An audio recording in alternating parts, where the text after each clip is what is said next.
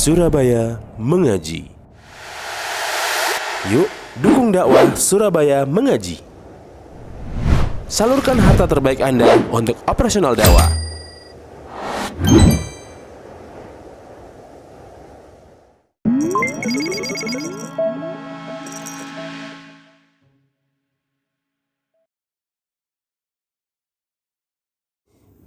Assalamualaikum warahmatullahi wabarakatuh.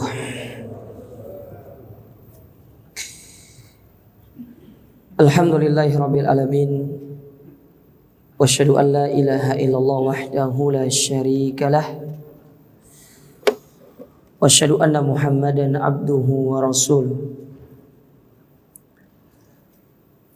Amma ba'du, kaum muslimin wal muslimat, para jamaah yang semoga senantiasa dirahmati Allah. Pertama-tama marilah kita selalu bersyukur kepada Allah Azza wa Jalla atas segala nikmat yang Allah berikan kepada kita sampai detik ini, sehingga kita kembali dipertemukan di dalam majelis yang mulia ini, melanjutkan kembali kajian kita dari kitab Arba'in An-Nawawiyah yang ditulis oleh Al-Imam Abu Zakaria Yahya ibn Sharaf An-Nawawi rahimahullah. Kita masih pada hadis yang ke-23, yaitu hadis dari Abu Malik Al-Harith ibn Asim Al-Ash'ari radhiyallahu ta'ala anhu. Kita sampai pada ucapan Nabi SAW. Nabi SAW bersabda, wal Qur'anu hujjatun laka au alaika. Al-Quran itu akan menjadi penolongmu atau justru yang akan membinasakanmu. Taib, apa maksudnya dari ucapan ini? Kita baca di sini. Berkata Syekh Muhammad bin Shalih Al-Utsaimin, Al-Quran huwa kalamullahi azza wa jalla. Al-Quran itu adalah firman Allah, ucapan Allah. Karena nanti ada kelompok yang menyimpang dalam masalah ini, yaitu orang-orang Mu'tazilah dan orang Asy'ariyah. Mu'tazilah kelompok yang dibuat oleh Wasil bin Atha, mantan muridnya Hasan Al-Basri. Sedangkan Asy'ariyah yaitu pemikiran yang pernah dipopulerkan oleh Abul Hasan Al-Asy'ari rahimahullah, kemudian di akhir kehidupan beliau bertobat dari pemikiran tersebut. Nah, sebelum beliau itu terjatuh ke dalam Asy'ariyah, beliau sebelumnya itu terkena paham Mu'tazilah. Karena bapak sambung beliau itu terkontaminasi dengan pemahaman Mu'tazilah. Kemudian setelah itu beliau jatuh dalam pemahaman Asy'ariyah, yaitu beliau membuat sendiri, makanya disebut dengan Asy'ariyah karena dinisbatkan kepada nama beliau. Di akhir kehidupan beliau bertobat kepada Allah, kembali kepada Ahlus Sunnah. Tetapi kebanyakan kaum muslimin justru mengambil akidah beliau sebelum beliau bertobat. Maka dalam masalah ini Abul Hasan Al-Asy'ari berlepas diri dari pemahaman beliau sebelumnya, dan beliau mengajak manusia untuk bertobat dari pemikiran beliau, kembali kepada Al-Quran dan Sunnah. Dan itu yang ditinggalkan oleh pengikut Asy'ariyah. Mereka tidak mengambil pendapat Abul Hasan Al-Asy'ari yang setelah beliau bertobat, tapi tetap berada di atas pendapat beliau sebelum beliau bertobat. Wal hisabu 'ala Allah. Yang jelas nanti perhitungannya di hari kiamat. Ya. Nanti akan disebutkan. Alladzi nazzala bihi Jibrilul Amin al-qawi ala qalbi Muhammad. Yang mana Al-Qur'an ini dibawa oleh malaikat Jibril, kemudian dilemparkan ke dalam hatinya Nabi SAW min indillah, dari sisi Allah. La tabdila fihi wa la taghyir. Yang mana Jibril ketika menyampaikan Al-Quran ini tidak dirubah apa yang beliau dapatkan, tidak dirubah-rubah. Ya, jadi tidak ada perubahan, tidak ada pergantian. Apa yang didengar dari Allah itu yang disampaikan. Tidak kayak kita kan, dapat satu berita A sampai ke orang kedua C. Orang kedua sampai ke orang ketiga X. Banyak ya. Ini menunjukkan kita tidak amanah di dalam memberikan berita. Antum kalau masuk dalam ilmu hadis, antum itu kalau sudah dari berita A antum sampaikan B, antum sudah dikatakan oh ini diragukan orang ini, tidak diambil hadisnya. Apalagi kalau sudah X, kadzab, ini sudah masuk ini. Hadisnya tertolak. Meskipun antum ahlus sunnah, tapi kalau dalam masalah ini antum berdusta, gak diterima. Makanya dalam periwayatan hadis, kadang kalau antum membaca rawi, kadang rawinya itu akidahnya Mu'tazilah, tetapi secara kekuatan hafalan dia kuat dan amanah dalam menyampaikan hadis, riwayatnya diterima orangnya. Itu dalam ilmu hadis itu begitu. Jadi yang dikedepankan dalam ilmu hadis itu adalah kekuatan hafalan dalam menyampaikan hadis tersebut, tidak ada dirubah-rubah. Maka diambil. Urusan akidahnya nanti itu kalau itu. Ini dalam ilmu hadis. Tapi kalau dalam ilmu yang lain, ilmu akidah, antum jangan ambil dia. Menyimpang. Tinggalkan. Tinggalkan. Makanya kan ada kitab namanya Al-Jarh wa Ta'dil. Kritikan dan pengelurusan terhadap para rawi. Jadi rawi itu diteliti. Gimana sih orang ini? Bagaimana pandangan para ulama tentang orang ini? Yang mana mereka mengambil data itu karena mereka bermuamalah, bertanya kepada orang-orang yang pernah bermuamalah dengan orang tersebut. Kayak antum ingin tahu seseorang kan antum tanya. Tanya teman dekatnya, ya apa sih orang ini? Oh orangnya begini-begini. Tanya lagi, kurang siko. Antum kurang yakin, antum tanya lagi dengan orang lain. Supaya sampai antum menemukan kesimpulan. Kan begitu dia. Nah rawi itu begitu dia. Yang jelas intinya ilmu hadis itu ruwet, itu aja intinya. Ya, kalau antum ingin ambil ilmu hadis, kuliah di jurusan hadis, ya antum harus siap-siap memiliki hafalan yang kuat, itu aja. Ya. Makanya Imam Bukhari itu terkenal dengan hafalannya. Ya. Hafalan Imam Bukhari itu kuat. Pernah dengar kisah Imam Bukhari itu yang dites 100 hadis itu? Ya.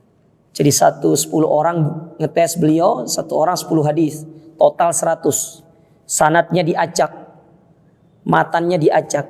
Imam Bukhari ketika dengar yang pertama, yang kedua, yang ketiga bilang enggak tahu.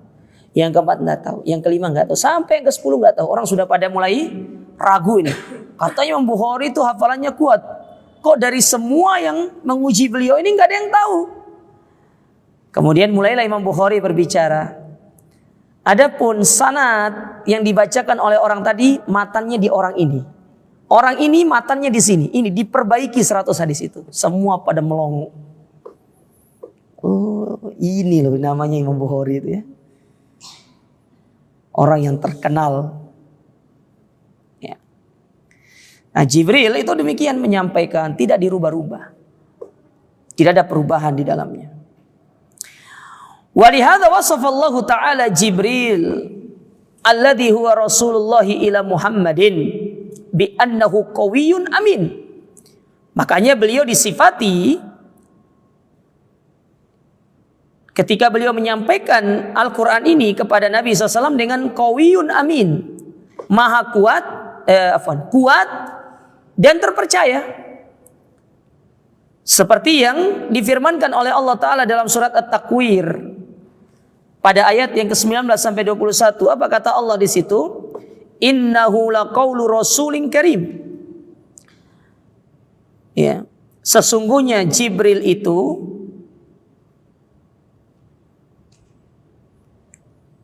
adalah utusan yang mulia yang membawa Al-Qur'an. Dzi quwwatin inda dzil arsy makin. yang mana memiliki kekuatan, memiliki kedudukan di sisi Allah Ta'ala. Muta'in thamma amin. Beliau itu adalah orang malaikat yang taat, hamba yang taat, kemudian terpercaya, dapat dipercaya. Nah, apa maksud kedua sifat ini? Qawi, amin.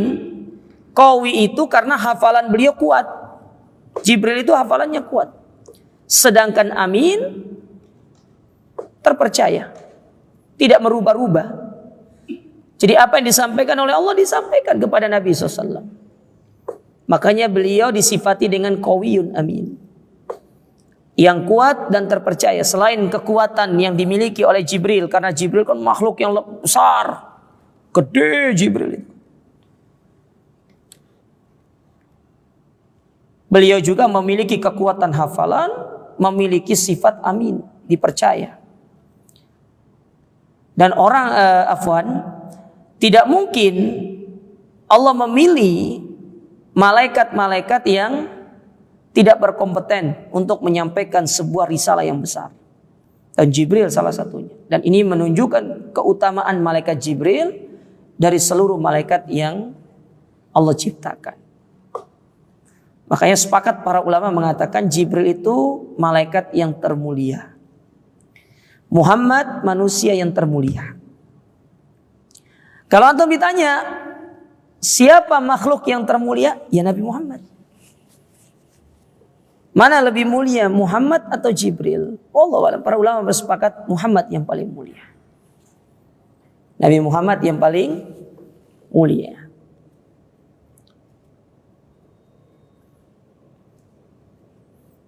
Jadi kedua-duanya makhluk yang mulia. Baik, kemudian dikatakan di sini, hadzal Qur'anu kalamullahi azza wa jalla. Al-Quran ini adalah firman Allah.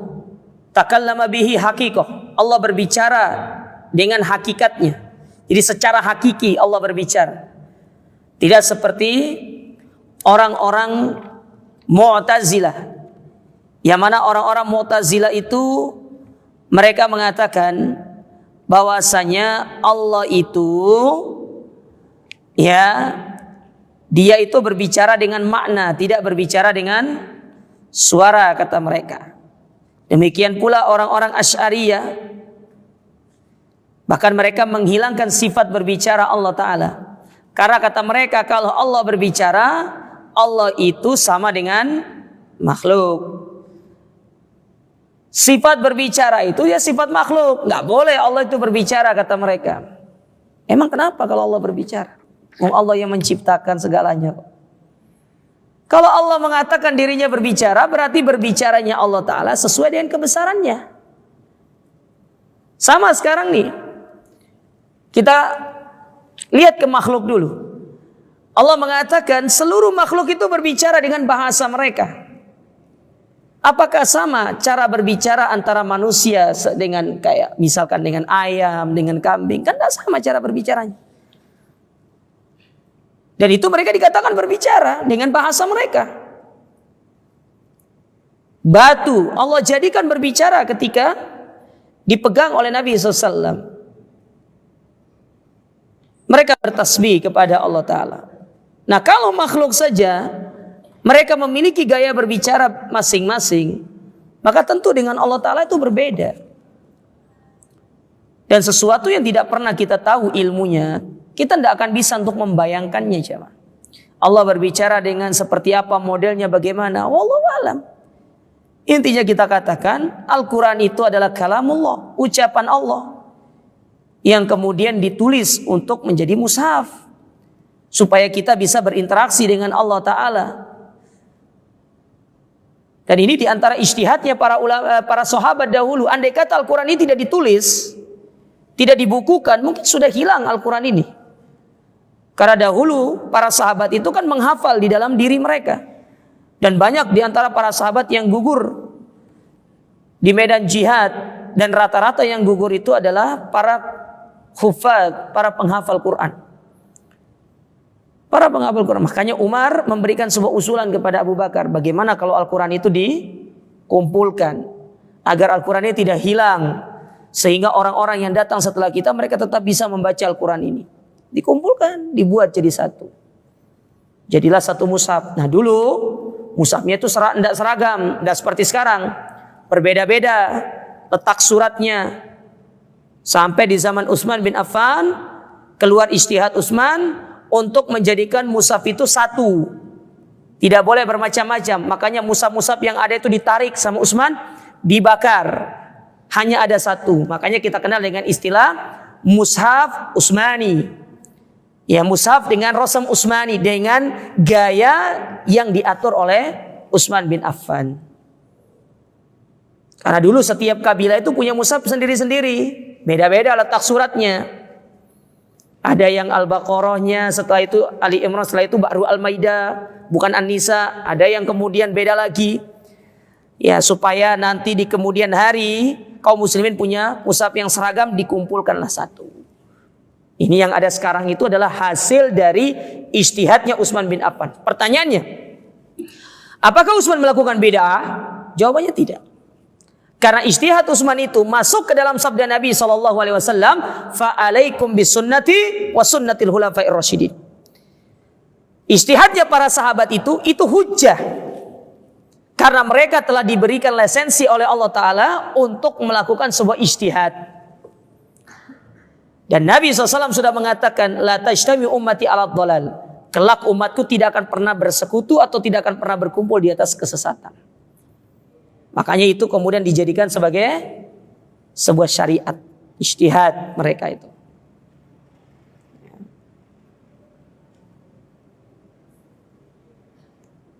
Jadi apa yang dilakukan oleh Utsman itu bukan perkara bid'ah, karena mereka sudah mendapatkan lisensi.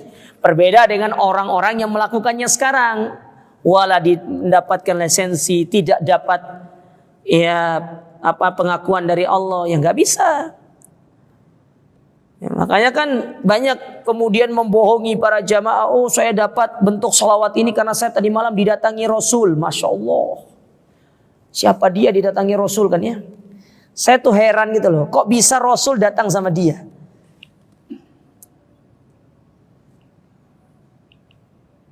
Secara logika berarti yang mulia siapa? Rasul atau dia? Coba antum pikir. Didatangi. Bayangkan Nabi datang sama dia. Subhanallah. Berarti dia ini mulia berarti ya. Lebih mulia daripada Abu Bakar. Abu Bakar gak pernah didatangi sama Rasul pasca Nabi meninggal dunia. Ini gak datang langsung keluar dari kuburannya. Nah inilah orang-orang sufi itu kayak gitu. Orang sufi itu membangun akidah mereka di atas cerita-cerita khayal. Anak kemarin ziarah ke kuburan Nabi SAW. Tiba-tiba anak lihat Nabi keluar, cium kaki anak. Loh Allah, kurang ajarnya sama Nabi SAW. Cium kaki jemaah. Bayangkan Nabi cium kaki dia. Apa tidak kurang ajar seperti itu? Cuma antum pikir pakai logika aja. Nggak usah pakai dalil lah kayak gitu, pakai logika aja.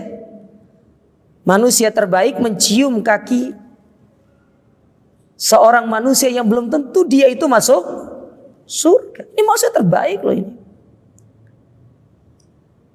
Sampai kemarin saya dapat video itu, lucu sekali videonya. Ada wali fulan, dia itu tidak pernah tidur selama 20 tahun. Antum kalau tidak percaya japri saya, nanti saya kasih videonya. 20 tahun tidak tidur. Kenapa? Karena kalau dia menghadap takut ini, mau tidur ini takut. Bangun lihat neraka, jadi tidak tidur-tidur dia. Jadi melek terus. Allah kuat sekali ya. 20 tahun jemaah nggak tidur jemaah. Itu kopinya, kafeinnya tingkat berapa itu ya? Ri.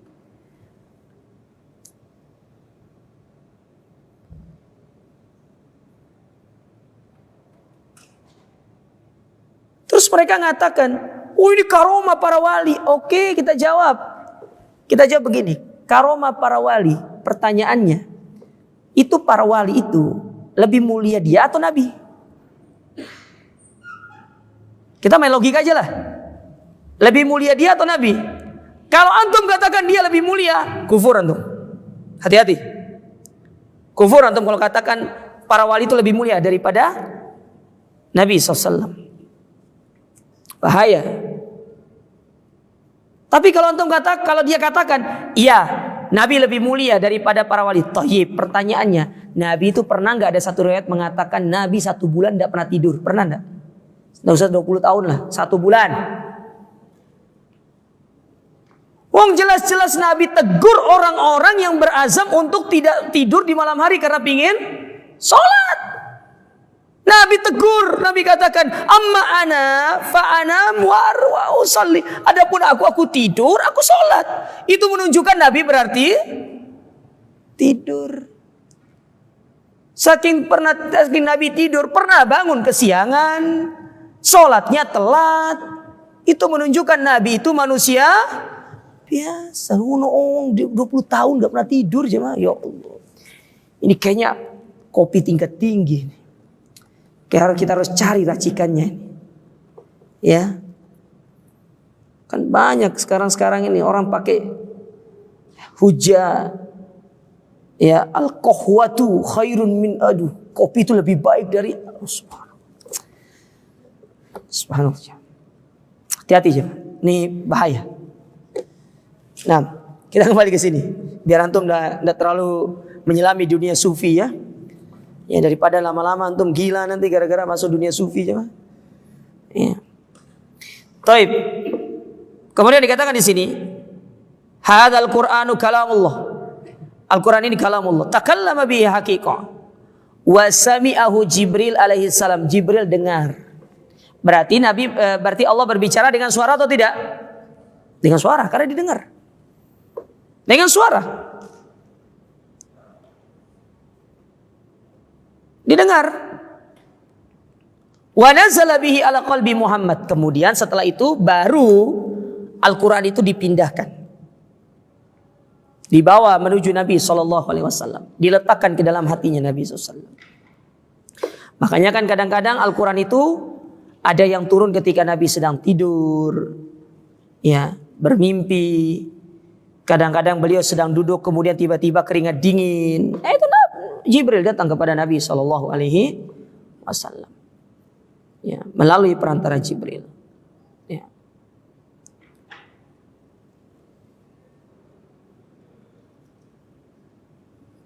Kemudian dikatakan di sini, hadzal Qur'anul Karim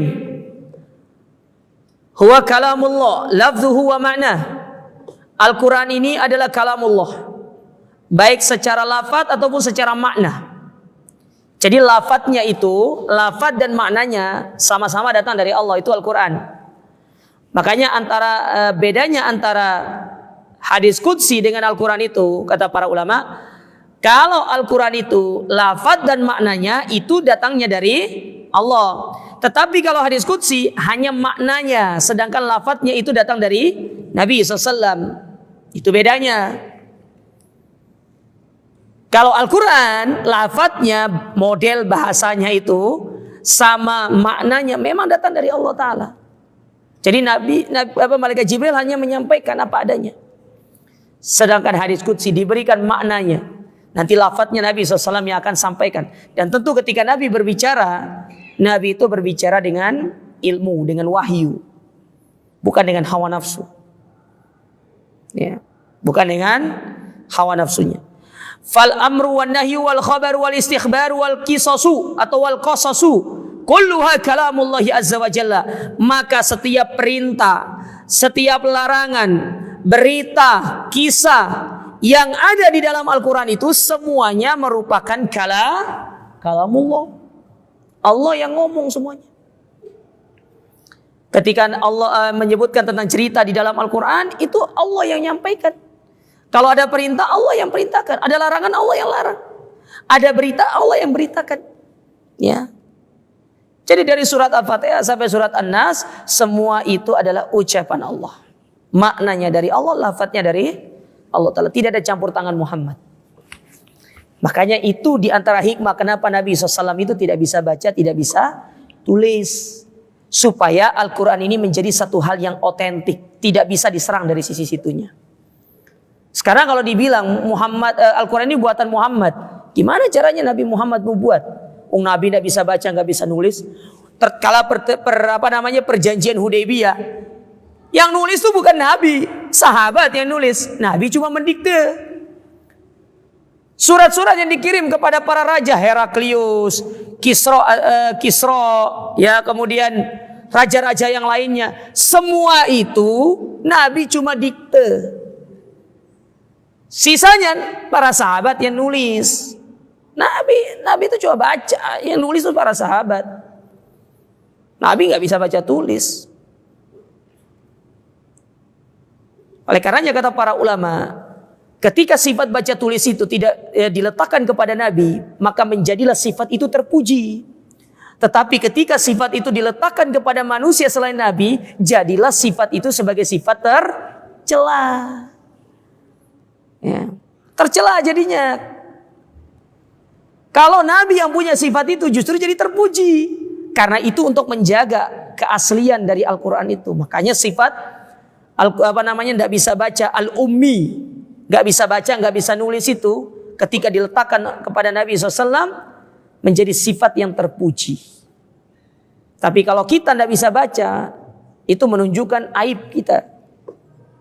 Ya, ini kekurangan bagi kita, tidak bisa baca, nggak bisa nulis. Tapi kalau Nabi nggak bisa baca, nggak bisa nulis, itu sifat terpuji bagi beliau. Justru kalau beliau bisa baca, bisa nulis, ini akan menjadi keraguan-raguan di tengah-tengah umat. Ya. Terus Ustaz, gimana caranya Jibril menyampaikan wahyu kalau Nabi nggak bisa baca, nggak bisa nulis? Itulah yang dikenal dengan istilah metode talaki namanya. Antum pernah dengar istilah metode talaki? Kayak antum ngajar anak antum itu loh. Nah itu metode talaki namanya. Pisau, itu talaki namanya dalam ilmu bahasa. Kita membaca atau mengucapkan, dia ngikuti. Nah, jadi Jibril itu membacakan kepada Nabi SAW, kemudian diikuti sama Nabi SAW. Kenapa Nabi bisa hafal, bisa mudah untuk hafal? Karena bahasanya bahasa Arab. Kenapa kita nggak hafal-hafal Quran? Karena itu bukan bahasa kita. Bahasa kita ini bahasa Indonesia, bahasa Jawa. Makanya ketemu bahasa Arab bingung. Coba kalau bahasa antum bahasa Arab, insya Allah mudah hafal Quran. Lihat di Saudi itu, anak kecil sudah bisa bahasa Arab. Bisa bahasa Arab sejak kecil. Justru dia nggak bisa bahasa Jawa. Nah, itu jamaah. Nah, ini yang perlu untuk dipahami. Taib. Kemudian kita loncat ya. Kita nggak usah membaca tentang orang Asy'ariyah dan Mu'tazilah, karena intinya mereka ini menolak Al-Quran itu sebagai kalamullah. Ya, kita loncat. Kemudian dikatakan di sini, kata Syekh, adapun maksud dari Al-Qur'anu hujjatun laka au alaika. Maksud dari Al-Quran ini adalah penyelamatmu atau yang akan membinasakanmu. Yakunu hujjatan laka idza kumta bima yajibu lahu min nasihatin.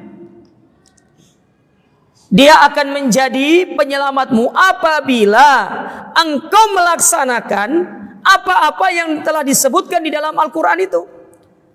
Kama sabaqa fi hadis Tamim ad-Dari, sebagaimana yang disebutkan dalam hadis At-Tamim ad-Dari. Ketika kita berbicara tentang hadis ad-dinun nasiha, agama itu nasihat, salah satu nasihatnya adalah wali kitabillah, nasihat kepada kitab Allah. Apa maksudnya nasihat kepada kitab Allah itu? Kita menjalankan segala perintahnya, meninggalkan segala larangannya. Apa yang ada di dalam Al-Quran semuanya kita lakukan, larangan-larangan kita tinggalkan. Itu maksudnya nasihat kepada Al-Quran. Jadi bukan berarti nasihat kepada Al-Quran kemudian antum berdirikan Al-Quran lalu antum kasih nasihat, Al-Quran kamu tuh harus begini. Tidak begitu maksudnya. Tapi antum baca, antum pahami, antum amalkan. Antum amalkan apa yang antum pelajari dari Al-Quran, bukan sebatas baca tok. Karena konsekuensi memahami ilmu, mempelajari Al-Quran harus diamalkan. Makanya kata seorang ulama yang bernama Sahal ibn Abdullah At-Tustari, salah seorang ulama dari kalangan tabi'in, Beliau pernah mengatakan al-ilmu ahadul ladzatid dunya. Ilmu itu salah satu dari kelezatan dunia. Wal amalu bihi huwal akhirah. Sedangkan mengamalkan ilmu itulah bagian kita di akhir.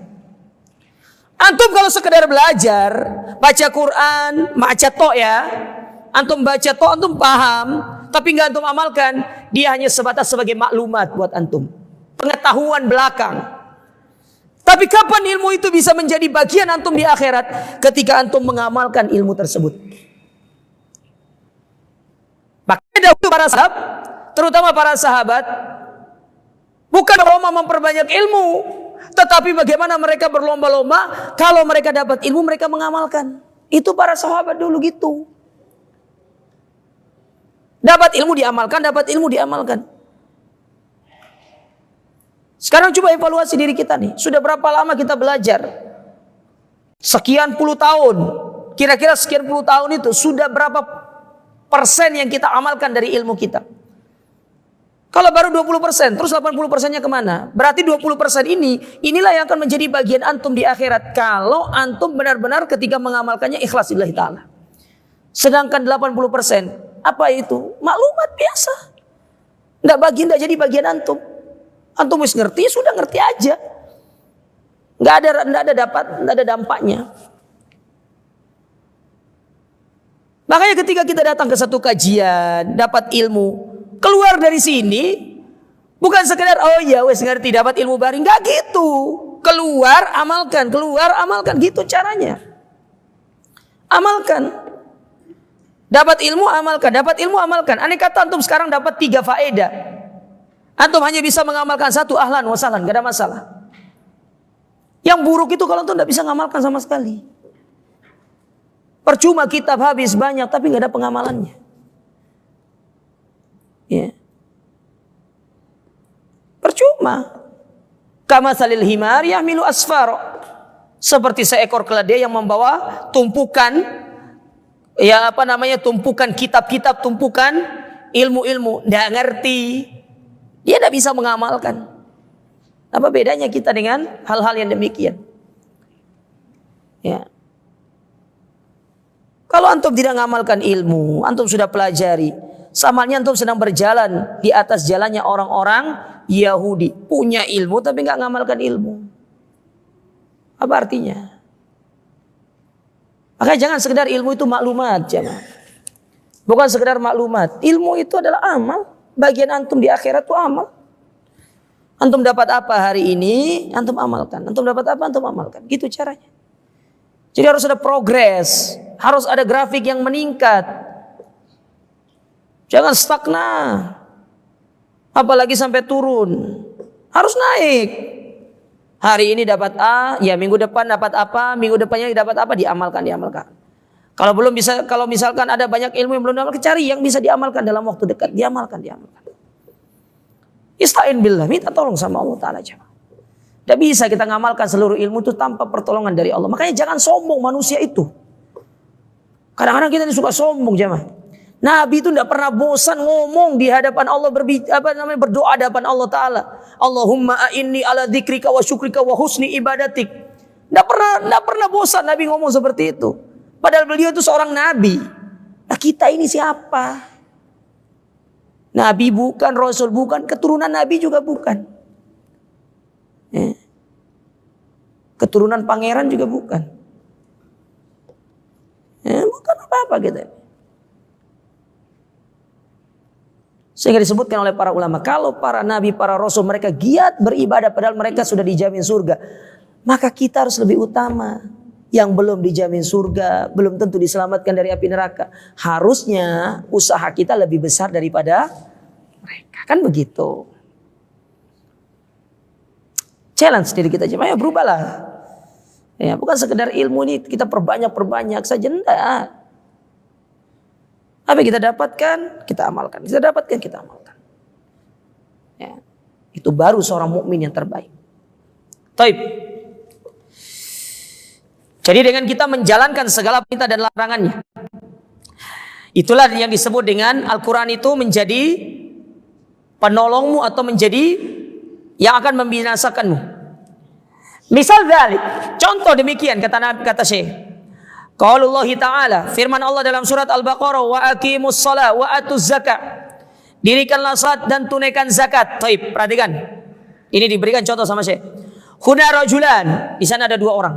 Ahaduhuma lam yuqimis salata fayakunul Qur'anu hujjatun alaih. Ketika dia baca ayat ini lalu dia tidak mendirikan salat, maka ayat ini akan menjadi pembinasa dia di hari kiamat. Karena dia ngerti, tapi dia tidak salat.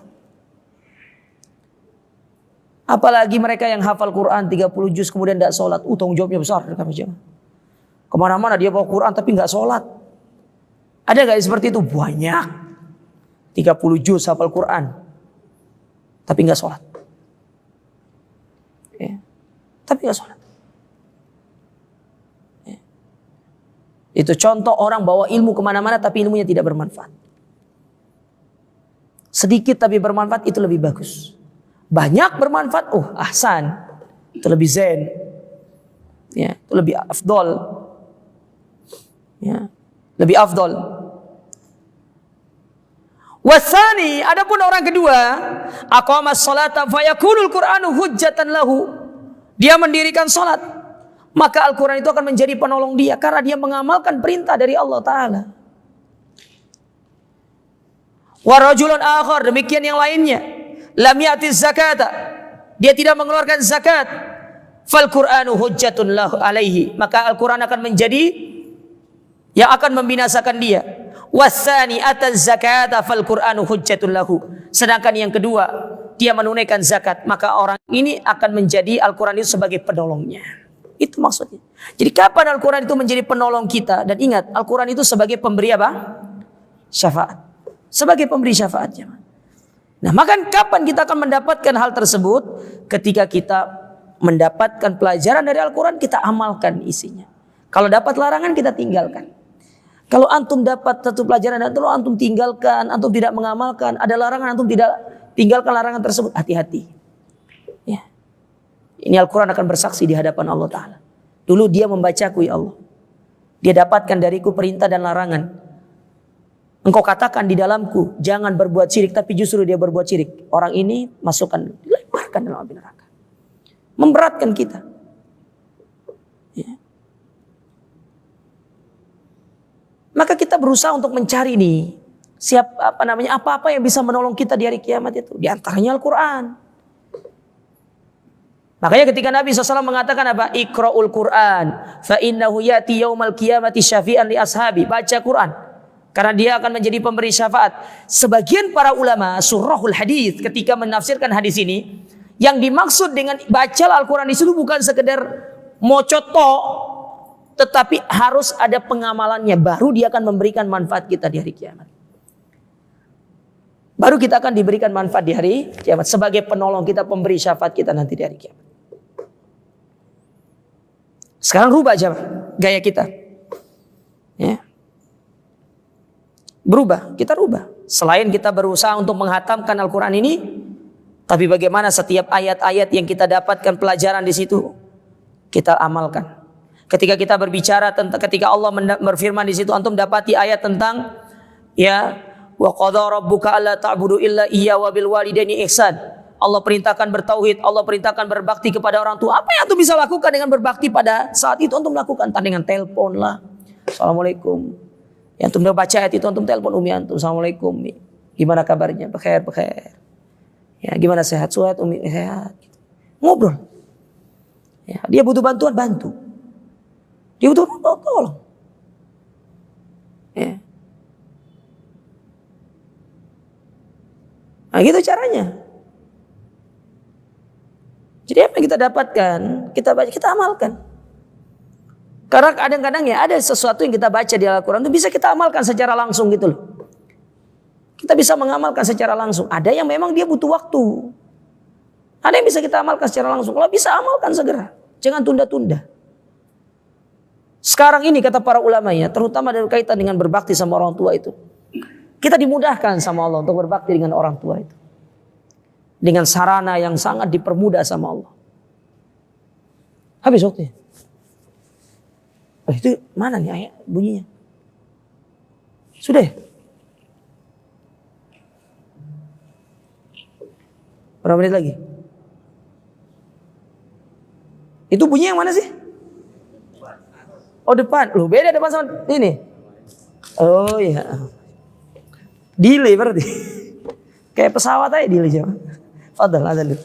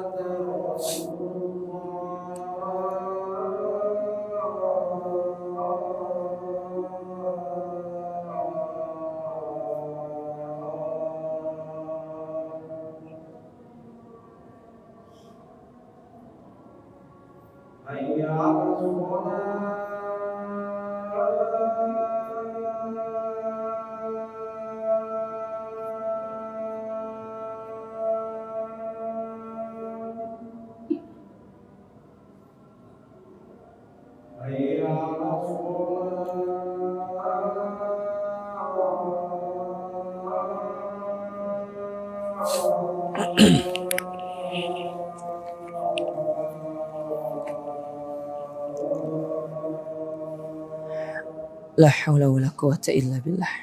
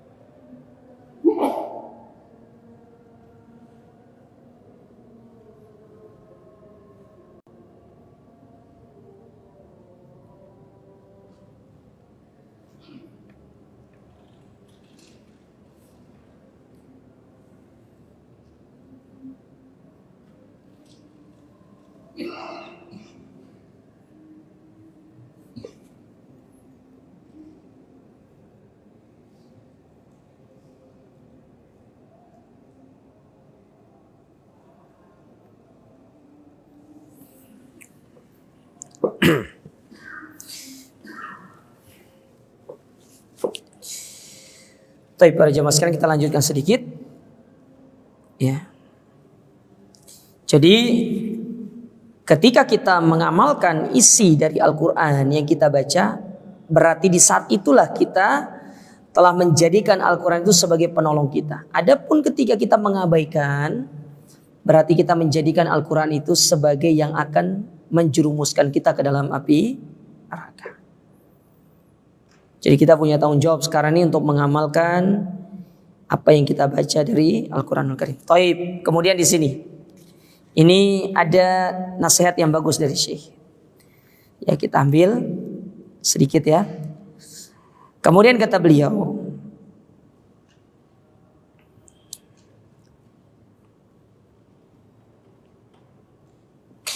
wa bihadhil munasabah, dan pada kesempatan ini, awaddu an udzakkira nafsi wa iyyakum, aku ingin mengingatkan diriku dan juga kepada kalian semuanya, bimas'alatin muhimmatin, tentang permasalahan yang sangat penting. Apa itu? Kata beliau, kulluna yatawadda idza arada shalah. Setiap kita kalau mau sholat pasti berwudu. Pasti berwudu. Kecuali orang sakit ya, maka dia boleh untuk bertayamum. Ya, karena ada kondisi-kondisi orang itu boleh bertayamum, sakit. Kemudian ketika istaddal barad, ketika dingin yang sangat dingin sekali. Ya. Jadi pegang air itu wah ngeri. Apalagi kalau kita kena air itu akan berdampak kepada kesehatan kita. Maka boleh kita bertayamum di situ. Dalam kondisi kita tidak menemukan air misalkan, atau dalam kondisi kita dalam kondisi yang sangat apa istilahnya itu tidak memungkinkan untuk menggunakan air dengan alasan-alasan tertentu, ya maka boleh untuk bertayamum. Kemudian kata beliau, lakin aksarul ahyan yuridul insan an yakuma bi syartil ibadah faqat. Nah, ini dia poinnya. Kata beliau, akan tetapi kebanyakan manusia itu ketika mereka berwudu seringkali niat berwudu itu hanya sebatas sebagai syarat untuk melakukan ibadah sholat. Sebatas itu. Bukan tidak boleh, boleh benar. Kita berwudu dengan niat. Nah, ini kan syarat sahnya sholat toh. Antum kalau baca tentang syarat sahnya sholat, yaitu terbebas dari hadas dan najis. Kalau hadas kecil dengan cara kita menghilangkannya dengan berwudu. Kalau hadas besar dengan antum mandi, kan begitu? Ya kan? Sebatas itu. Wa hadza la ba'sa bihi, kata beliau. Ini tidak masalah. Wa yasulu bihil maqsud. Dan sudah tercapai tujuan dari wudu tersebut. Lakin hunak syai'un a'la wa atam. Nah, ini dia poinnya di situ, kata beliau. Akan tetapi di sana ada sesuatu yang lebih utama untuk kita kedepankan dari berwudu hanya sebatas sebagai syarat sholat itu. Ini yang kadang-kadang ini lupa dalam diri kita nih. Luput dari diri kita. Kita kalau pergi tempat wudu, ya wudu sebagai syarat sahnya sholat. Padahal wudu itu sendiri amalan yang agung, jemaah. Amalan yang besar. Bahkan para ulama mereka mengkategorikan wudu itu adalah amalan ringan tapi pahalanya besar. Amalan ringan pahalanya besar. Nah, disebutkan oleh beliau 3 sebab. Yang pertama, idza aradta an tatawadda, apabila engkau mau wudu, istashir annaka mumtasilun li amrillah, maka hadirkan dalam hatimu, aku berwudu ini karena perintah Allah. Wudu itu perintah Allah atau bukan? Perintah Allah. Dalam Al-Quran, dalam surat Al-Maidah ayat yang ke-6, apa kata Allah? Ya ayyuhalladzina amanu, idza kumtum ila sholati faghsilu wujuhakum wa aydiyakum ilal marafiqi wamsahu bi ru'usikum wa arjulakum ilal ka'bain. Wahai manusia, wahai orang beriman, kalau mau sholat, berwudulah. Wajah dibasuh, ya kepala, tangan, segala macam, kaki sampai kedua mata kaki. Ya. Itu perintah dari Allah. Jadi ketika kita berwudu, niat awal kita adalah saya berwudu ini perintah dari Allah. Maka disitulah yatahaqqaqu laka makna ibadah. Disitulah makna Jadi antum dapat pahala double di situ. Pahala yang pertama, antum dapat pahala karena antum menjalankan perintah. Itu perintah. Jarang di antara kita yang seperti itu. Kita hanya sebatas, ya wudhu ini syarat, ya udah wudhu aja. Nggak apa-apa, nggak masalah. Cuma alangkah sangat ruginya antum melewatkan ayat ini. Ya, antum melewatkan ayat ini, jemaah. Ayat ini menyuruh kita perintah, dan setiap perintah itu kata para ulama pahala. Setiap antum melaksanakan perintah berarti antum dapat pahala. Itu yang harus dihadirkan pertama dalam diri kita. Ya. Antum menjalankan perintah Allah dapat pahala. Itu yang pertama. Yang kedua kata beliau. Kemudian yang kedua yang perlu kita perhatikan ketika berwudu ini. Idza tawadda'ta, apabila engkau berwudu, istashir, hadirkan dalam dirimu itu annaka muttabi'un li Rasulillah, engkau mengikuti Rasul. Karena Rasul berwudu. Kita disuruh wudu untuk mengikuti Rasul. Yang pertama tadi perintah Allah, yang kedua antum berwudu mengikuti sunnah Rasul. Berarti sama dengan halnya kita sedang menghidupkan sunnah Rasul. Fa innahu qala, karena Nabi pernah bersabda, man tawaddaa nahwa wudu'i hadza summa shalla rakaatain. Barang siapa yang dia berwudu seperti wuduku ini, artinya di situ ada perintah. Kita disuruh mengikuti cara Nabi berwudu. Pahala atau tidak pahala? Ikut sunnah itu pahala. Bahkan setiap ibadah yang kita mengikuti sunnah, satu, dihapuskan dosa, yang kedua, diberikan pahala, yang ketiga, ditinggikan derajat. Maka alangkah ruginya orang-orang beribadah tidak mengikuti sunnah. Wala dapat pahala, tidak dihapuskan dosa, yang ada nambah dosa. Orang ibadah tidak sesuai sunnah, nambah dosa. Loh, kok bisa? Iya, dia menyelesaikan perintah. Dia menyelesaikan perintah Nabi SAW. Sudah gitu capek, lelah. Hari kiamat gigit jari. Saat orang datang ke telaga Nabi, meminum dari telaga Nabi, oh syukur minum dari telaga Nabi. Air dari surga, 2 pancuran dari surga. Adapun kita yang tidak mengikuti sunnah, dihadang sama malaikat. Stop, ente mau kemana? Ya, mau minum. Oh sana ente. Minggir. Gak boleh dekat ente. Allah jamaah.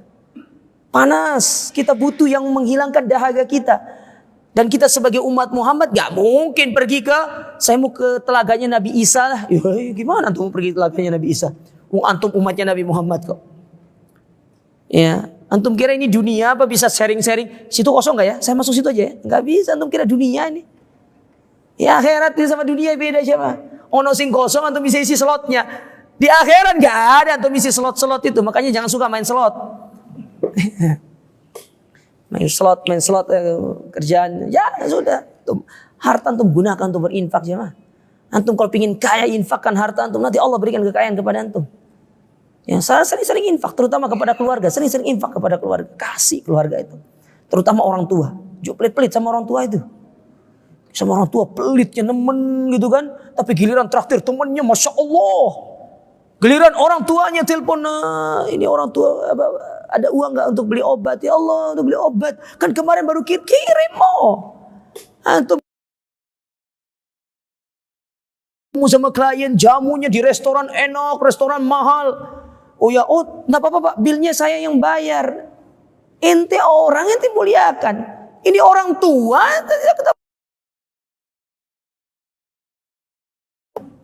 gak benar kita. Ya.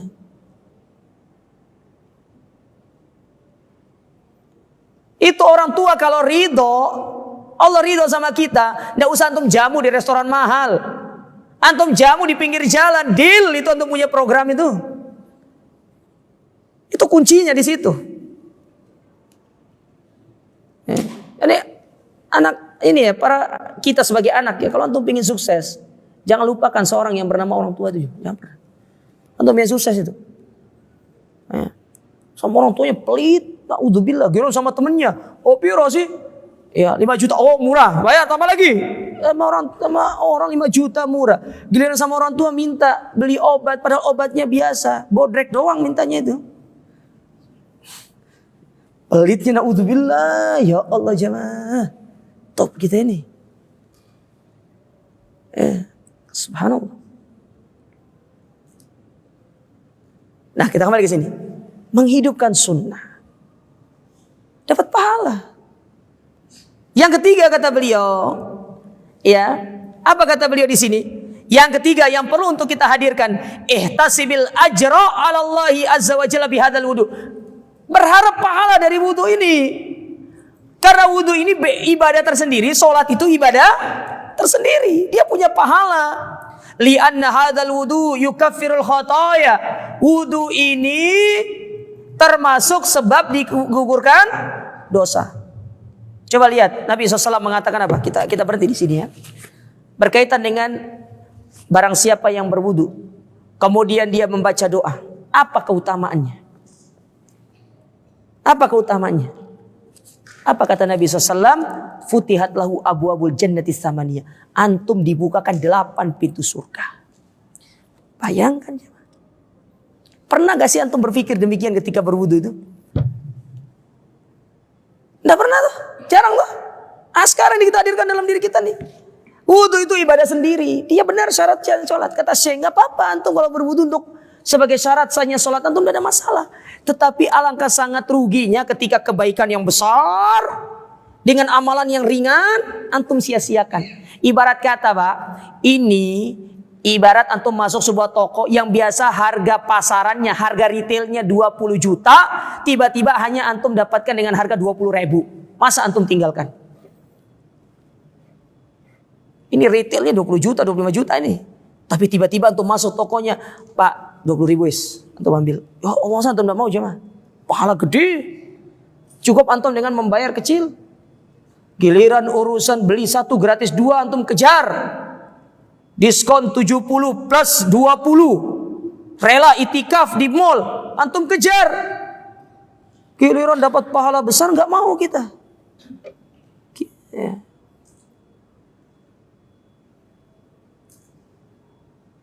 Sudahlah kita ngopi dulu ya biar lurus kita punya ya gitu ya Allah jamaah top. Nah inilah kata Syekh, coba hadirkan 3 hal ini dalam diri kita. Yang pertama menjalankan perintah, yang kedua mengikuti sunnah, kemudian yang ketiga ini paling penting, berharaplah pahala. Karena setiap ibadah-ibadah yang kita lakukan itu pasti memiliki pahala. Kayak contoh makan sahur itu antum udah makan sahur juga nggak apa-apa. Karena dia sunnah. Tetapi dibalik makan sahur itu apa faedahnya? Ittiba'us sunnah. Karena Nabi SAW mengatakan tasahharu fa inna fis sahuri barokah. Yang kedua mengharap berkah. Antum udah makan sahur juga gak apa-apa. Puasa antum sah. Gak masalah.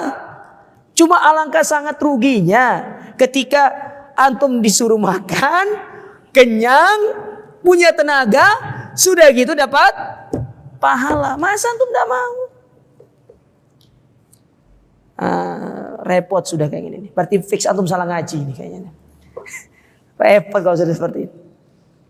Kadang-kadang ada orang itu tidak mau bangun untuk makan sahur. Padahal makan sahur itu luar biasa sekali. Subhanallah. Wabil ashari hum yastaghfirun. Sudah gitu makan sahur itu waktu yang sangat afdol untuk beristighfar, berdoa sama Allah Ta'ala. Sambil istri antum masakan kesukaan antum ambillah wudu. Ya. Sholatlah 2 rakaat dengan sholat sunnah mutlak. Setelah itu antum angkat tangan antum. Ya Allah istriku, subhanallah dia selalu bersabar menghidangkan makanan kepadaku. Meskipun tiap hari makannya orek tempe ya Allah. Ya, gak apa-apa ya Allah. Tapi saya berdoa semoga engkau berikan. Ya Allah jamaah. Antum doa di situ luar biasa aja. Coba kita berusaha untuk merubah pola pikir seperti itu tuh. Jangan lagi kita hanya mengaku, ini kan cuma syarat ya, tidak ada masalah. Ambil manfaat yang lainnya dari ibadah-ibadah tersebut agar kita bisa mendapatkan pahala combo.